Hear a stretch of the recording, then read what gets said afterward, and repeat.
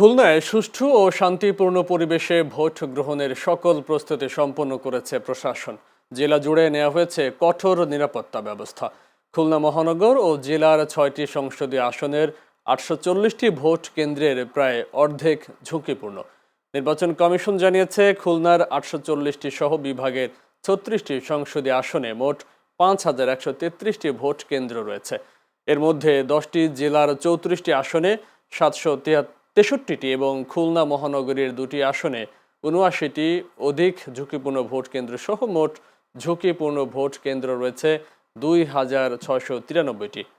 এসব ঝুঁকিপূর্ণ কেন্দ্রগুলিতে নেওয়া হয়েছে অতিরিক্ত নিরাপত্তা ব্যবস্থা। খুলনায় সুষ্ঠু ও শান্তিপূর্ণ পরিবেশে ভোট গ্রহণে সার্বিক নিরাপত্তা গ্রহণের কথা জানিয়েছেন পুলিশ কর্মকর্তারা।